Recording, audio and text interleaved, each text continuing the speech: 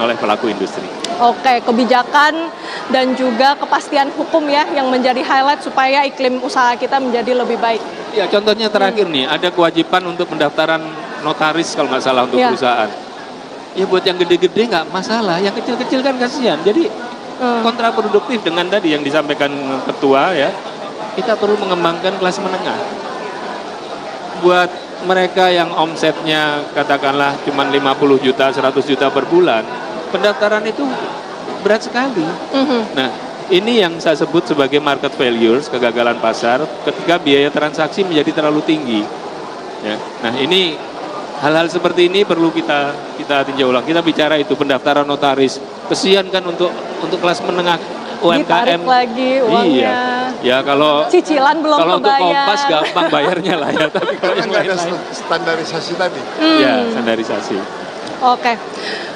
Pak Said, saya mau pindah topik ke TKD, Pak. Ini kan ramai-ramai pemerintah daerah mengeluhkan, wah susah nih bayar gaji pegawai. Untuk beroperasi aja sulit, gimana mau bikin program-program mereka sendiri ya yang ingin mereka bikin di daerah. Nah, kalau yang kita lihat kan memang dari Kemenkyu mereka ini memberikan dana bantuan ya, Pak Said. Tapi sebenarnya mereka minta DBH-nya turun tapi nggak dikasih. Sebenarnya kenapa? Kira-kira menurut Pak Said nggak dibayarkan aja DBH-nya lalu? Dari sisi komunikasi Badan Anggaran dengan Kementerian Keuangan dalam hal ini Pak Purbaya, DBH sudah mulai dicicil untuk daerah-daerah prioritas yang memang mendesak karena ada kategori. Yang kedua untuk 2027 kalau di 2026 itu TKD-nya 649 triliun, insya Allah kalau melihat postur belanja pemerintah di 3.250-an, itu hitungan saya TKD bisa 720 sampai 735 triliun. Okay. Artinya sudah dikembalikan oleh pemerintah. Walaupun nantinya skim untuk DAK-nya akan berbeda. Skimnya adalah di earmarking. Oke, Pak Said boleh saya potong sedikit Pak, karena dari informasi yang saya dapatkan ini kita pantau bersama-sama di halaman depan gedung parlemen, saudara. Presiden Prabowo Subianto baru saja tiba. Dan kita akan nantikan pidato kenegaraan berkaitan dengan rancangan APBN 2027 dan penyampaian nota keuangan akan disampaikan sekiranya pada pukul 14:57. Tadi juga kami mendapatkan informasi bahwa Wakil Presiden Gibran Rakabuming juga sudah tiba di gedung parlemen, sudah bersiap ke ruang rapat untuk kemudian sama-sama nantinya kita akan mendengarkan apa-apa saja rancangan Undang-Undang APBN 2027 dan penyampaian nota keuangan.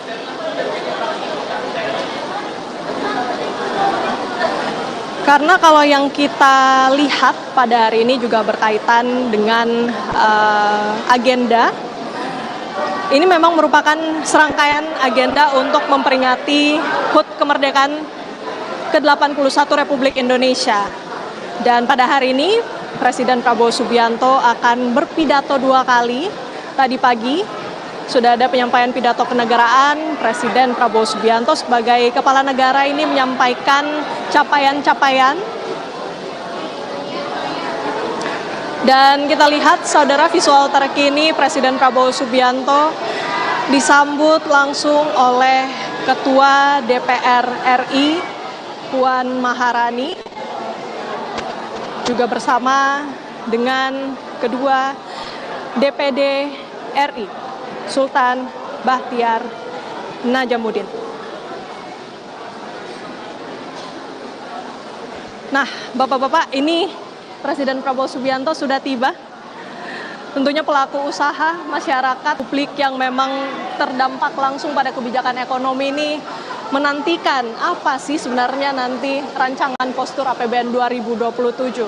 Tapi kalau melihat, minta maaf Prof ya, kalau melihat perkembangan tadi sebelum Bapak Presiden pidato di sidang MPR, itu minus indeks harga saham gabungan itu minus 0,69. Sempat di Itu zona Bapak merah. Presiden pidato, pasca Presiden pidato, itu langsung menanya ke hijau kembali di 0,4. Itu ada sesuatu yang dari sisi pasar Ada yang confidence. menimbulkan ya confident tadi, trust and confident yang dibutuhkan pasar. Pasar mendapatkan sebagian dari pidato Bapak Presiden tadi. Kira-kira menurut Pak Derajat apa yang sampai menyebabkan IHSG kemudian melonjak jadi hijau, Pak Derajat? Iya, karena persepsi awalnya kan, wah ini bagaimana gitu. Tapi ketika sudah disampaikan, oh ternyata reasonable. Gitu. Dan ini nanti yang disampaikan Presiden itu nanti RAPBN-nya itu achievable, sesuatu yang bisa dicapai. Jadi itu akan membantu. Nah mungkin memang dari pemerintah, Pak Ketua, ini memang komunikasi kebijakan perlu kita Betul. pertajam. Problemnya pemerintah saat ini, komunikasi publiknya memang perlu ditata ulang. Ya, perlu kita pertajam karena yang dilakukan Presiden sekarang ini ya dilakukan oleh pemerintahan Prabowo Gibran sekarang ini itu sebenarnya adalah mengoreksi market value, mengoreksi kegagalan pasar. Ya, kegagalan pasar itu banyak ya, saya nggak ngasih kuliah ya tapi banyak ya. Salah satu dari kegagalan pasar adalah market concentration, konsentrasi pasar. Jadi ada struktur, ada conduct, ya, structure, conduct, sama performance. Nah, dari sisi structure itu ada konsentrasi pasar. Nah, salah satu yang dilakukan untuk mengoreksi itu adalah melalui koperasi. Cuma karena mungkin komunikasinya masih kurang, kemudian persiapannya juga masih perlu banyak perbaikan ya, sehingga yang muncul adalah ini akan menghabiskan dua outlet yang paling besar itu kan. Jadi akhirnya jadi negatif. Ya. Padahal enggak. Jadi ketika pasar itu terjadi konsentrasi, maka rakyat itu nggak dapat harga yang paling bagus. Tapi ketika kemudian konsentrasinya dipecah, kemudian bisa menyebar, rakyat akan mendapat harga yang bagus. Nah, ketika kemudian kebetulan yang menjadi koordinator ketua Satgas KDMP, ketua umum saya, Pak Zulhas ya. Jadi orang kan sebelumnya bilang bahwa koperasi akan jualan retail, kredit, apa segala macam. Nggak ke arah sana. Yang dilakukan adalah untuk mengoreksi tadi. Makanya kemudian Pak Zulhas memutuskan bahwa koperasi hanya menyalurkan barang-barang Ya, subsidi pemerintah.